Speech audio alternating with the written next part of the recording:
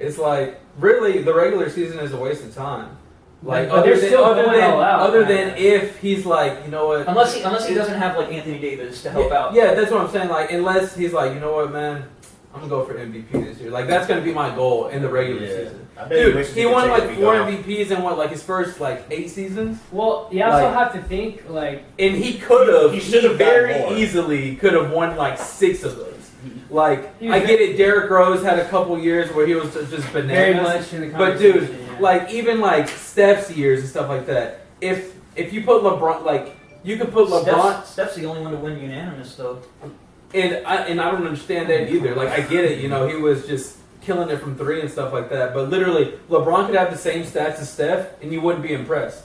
Like as far as numbers, assists, rebounds, points. Okay, so real quickly, maybe because real quickly. That's what I'm saying. It's, so again, Steph, his greatness is being held against him. Where it's like we expect you to drop that. Okay. So real quick. So I guess I kind of misdirected the. If you're a LeBron stan, which means you hate so and so, I think Steph is actually in that other category, not KD. and I'm gonna say this before y'all say anything. I think Steph kind of had the situation where he was like he started off with a good a good coach to help develop him in Jackson, and he had like good teammates in Klay Thompson and Draymond Green. Then they built around them, like and just like let them do whatever. Jackson built that team. That's why Kerr. A lot of people hold those like. Kerr, you're not really like the coach. Kerr didn't do anything. Jackson made that team. Kerr said like shoot 5 more threes than you normally do. They don't need a coach. No, they don't. They don't need a coach at all. They're on autopilot. Anyway, so Curry, after like his like tough stretch of becoming like an all-star to like really good, you know, all of a sudden is like the NBA's darling. Like we all like, oh man, everyone loves Steph. He's all like squeaky clean. He's a good, you know, Christian boy or whatever. And like, man, he's awesome.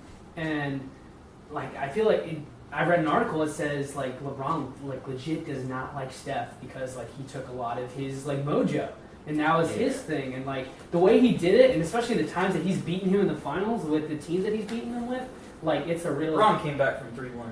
Yeah. Oh yeah.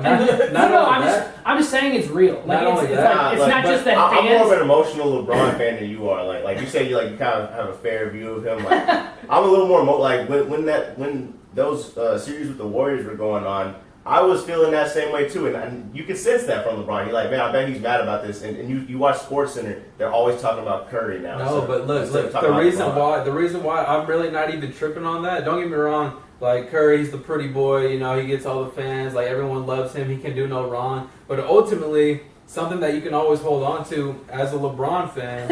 I'm being dead ass. In the finals, there's a reason why he's never won Finals MVP. Steph Curry. You know what I mean? That's true. So you can say whatever you want, how they had their stint as, you know, the dynasty. I get that. But before that, who won a Finals MVP? Andre Iguodala. The next 2 times they won it, KD. You know what I mean? Yeah. Like how come Steph couldn't step up whenever KD went out? Yeah. You know? Yeah. That third year. He couldn't. Like it was on a silver platter for him to go off for 30 to 35. Exactly. How come you can do it in the regular season? He struggled at the 3. How come you can do it in the regular season, but in the postseason and the finals, you can't do nothing? So that's the point. So like I read that in that article, it pointed out how this whoever's interviewing asked everybody in the league, all right, who you got between like LeBron and Steph? Like who's like on a one-on-one? No, well, I was gonna say, that's what I'm saying. It's not. We know LeBron would win one-on-one, but it's like who do you think is gonna have a better legacy, and who's like always gonna be better? And it wasn't even close. Everybody said LeBron. Yeah, LeBron. Everybody knows LeBron's a better player. I'm not even trying to be disrespectful, but if you know ball, like, and I'm not gonna act like I'm some guru, but there, again, you don't have a single Finals MVP on your resume. No, we get that. What I'm saying is LeBron, like you said, made the most out of the crap teams, right?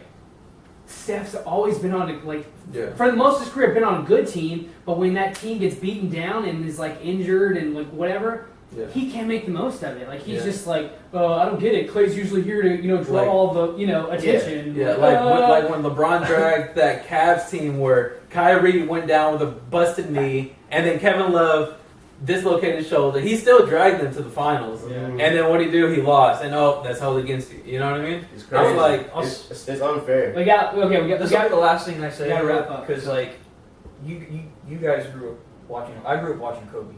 Yeah. And hated Kobe. hated him. I'm a Jazz fan. He used to take us out in the second round all the time. I love Kobe now. And the thing is, with LeBron, like, we can hate him we can not like him right now, but don't overlook his greatness because you're going to watch it, go away. Like, the guy, you're watching, like you said, our generation's Michael Jordan. Mm-hmm. Same thing if you don't like Curry, you're watching the best shooter to ever touch the basketball. Yeah. Yeah. So I still